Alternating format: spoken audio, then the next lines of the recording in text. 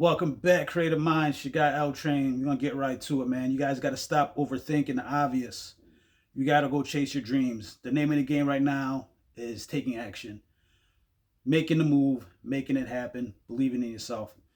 There's a reason why they say chase your dreams because your dream life, your goals, your vision, that business, that promotion at your job or your career, it's not gonna fall out the sky, land on your porch, and be given to you. It's not going to be served on a silver platter. You're going to have to go out and get it.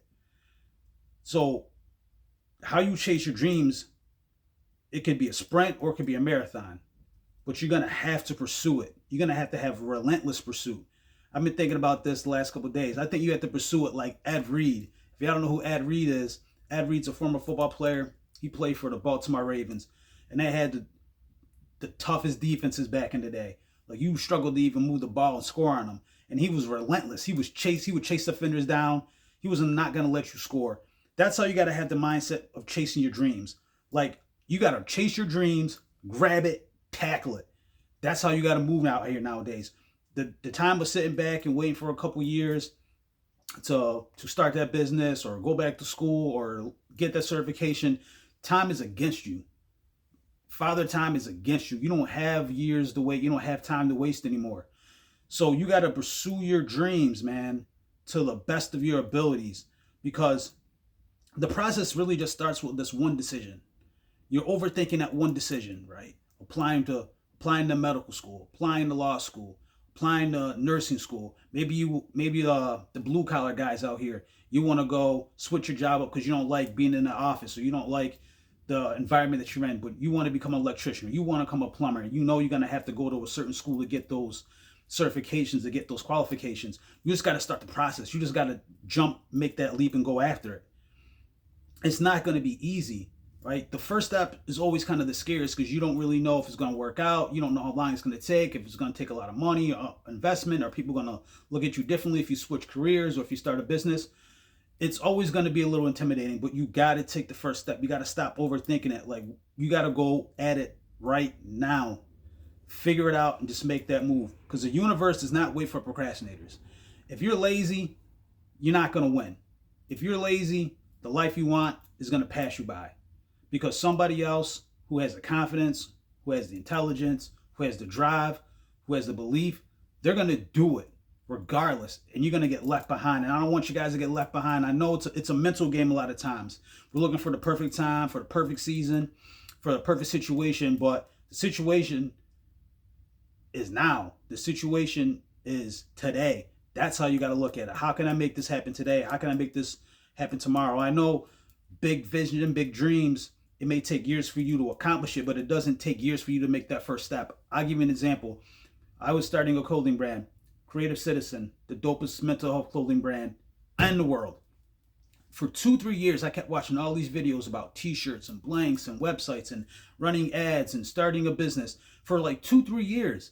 I didn't make that move. And then finally I was like, you know what? I'm going to start learning how to sell shirts online. And I bought a course. And that course like changed my life because just this buying that course was that initial step. And then watching the videos and taking notes and seeing other testimonials, it really gave me confidence. And then after selling shirts online through marketplaces, I started building a brand. And now I'm growing this brand as I'm growing this channel. It just takes one small step. You gotta make that jump, man. You gotta take a leap of faith and believe in yourself. You gotta go all in on yourself. You're going to have to do it. You're going to have to believe, bro. Because you don't want to be the person who has all this talent, who has all these gifts, and you sit on the sidelines and you don't get in the game, and then 5 years from now, you're living with regret. Because at least if you try and you fail, you can learn lessons. There's lessons in the failure. There's lessons in learning what to do and what not to do. So if you try 5 times, 10 times, 20 times, and they're all failures, you got to switch your mindset. Think, okay, what did I learn from this time? What did I learn from that time? Maybe this goal wasn't as achievable as fast as I thought it was going to be. And it could be weight loss. It could be money. It could be, graduating from school. It could be starting up that business or scaling up your business. There's a whole multitude of challenges that we have in life. And sometimes we overestimate things, we underestimate things. But you don't want to just wait around until life passes you by.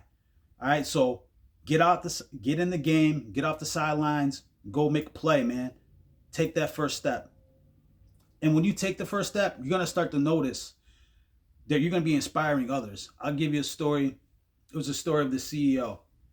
This is a guy, he was starting up some type of tech company, software company, and he was just doing it out of his house. He had like a 2-bedroom apartment.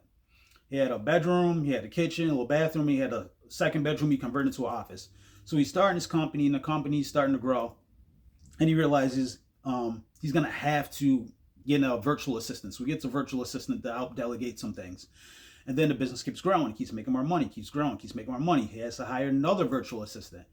Then eventually he starts realizing, man, I need a fax machine. I need a new computer. I got to make content. He starts realizing all these things, and he's outgrowing his 2-bedroom apartment. So he goes and rents an office. And when he goes and rents an office, he says, you know what? Let me go hire a couple of assistants who I can actually see on a day-to-day basis, not just a virtual person. So he goes and does that. And 5-6 years go by, he starts hiring other people to work in the company, HR people, designers, people who can help with IT. His company's really, really blown up. And so one day he has these investors who are going to invest in his company. They want to give him millions of dollars to invest in his company. And he's been showing up to work just wearing kind of like super casual clothes, t-shirt, hoodie, jeans, sometimes a baseball cap, like something I'm rocking right now, super casual. And that's how he was with all his employees. But here comes these investors, and these guys are dressed in suits and ties, and they look like professional businessmen. They walk in there and they're looking at this guy's operation. They're seeing people screwing around. They're seeing nobody's dressed up. They're seeing everybody's being super casual. No one's taking this stuff seriously. So they have this meeting with this guy, and the meeting goes pretty well, and he feels pretty hyped about it. They're like, hey, man, we'll get back to you in a couple of days. So he's excited about it because he knows the business. He had a great PowerPoint presentation. And a couple of days later, they're like, hey, man, we're not going to do the deal. And he's like, what happened? What went wrong? And they're like, oh, we're looking for somebody who's a little bit more serious. And the light bulb finally went off his head. And he's like, you know what? I didn't fit the mold of what they were looking for. Even though it was a real casual environment and it was a super laid back place, when it was time to get the money, when it's time to attract the millions, they didn't fit the mold. And so he comes in the next day and he's talking to one of his assistants, and he's like, hey, man, we didn't get the deal. They said, we didn't look serious. He's like, they didn't take us serious. And the assistant's like, hey, I think maybe we should switch up the dress code. He's like, that these guys walk in, they're wearing suits, they're well dressed, and he kind of look like a college frat house out here, And so he's like, all right. He said, send everybody an email that, from now on, you're going to have to show up, business casual attire, no more sneakers, no more hoodies, no more jackets, no more stuff like this, no more baseball caps, be professional. So he tells the assistant to send out the email. So next day, he walks in to work. Everybody's still dressed the same. He's still dressed the same. No one took it serious. So he's talking to the assistant, like, hey, man, did you send that email out to everybody? He's like, yeah, I sent it out. He's like, well, nobody's dressed up. Everybody still looks the same. And he's like, sometimes it takes a little while, and plus the email was kind of vague. It didn't tell him what you couldn't wear, what you couldn't wear. It wasn't very detailed. It was just kind of thrown out there at the last minute. He's like, give me a couple of days. Let me work on a detailed dress code policy. So the assistant's like, all right, cool. Work on the dress code policy. So the next day, the CEO of the company, he walks in with a suit. Everybody notices him. He's walking right to his office. He looks like he got a shirt, he's got a tie. He's well dressed. He's well groomed. Everybody takes notice because every day he's been just walking around some regular schmegler shit.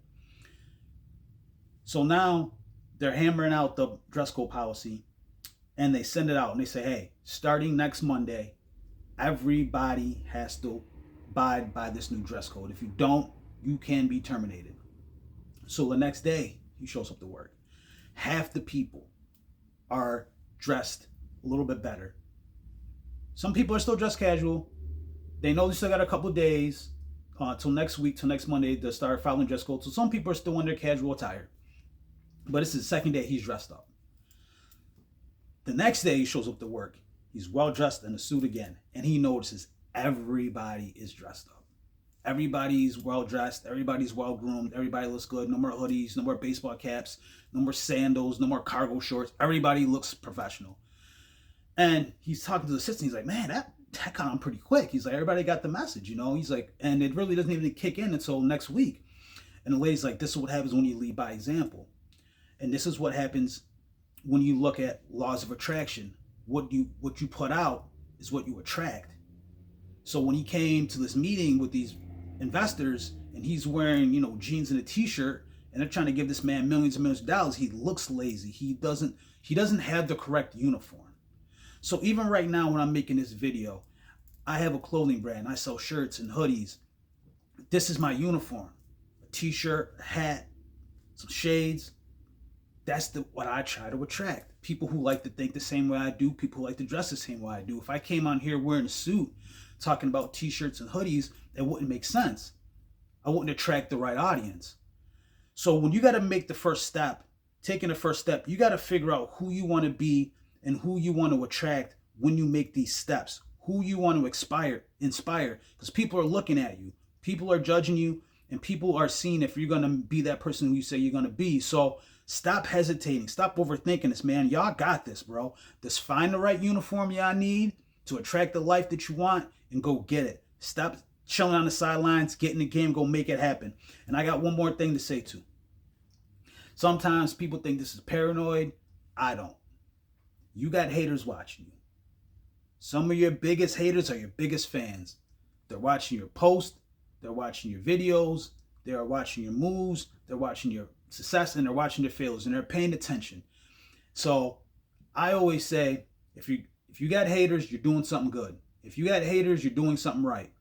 And if you got haters, you might as well give them a good show. So step your game up, make it happen, believe in yourself, stop overthinking this. Life is very difficult and challenging, but it becomes more difficult and more challenging when you sit down and do nothing and you're lazy. So let's get it, boys. Let's get it, guys. Stay creative out here. Stay safe. Stay dangerous. That's the message for today. If you like this type of content, hit the like button. If you've been overthinking a situation or an event, put it in the comments.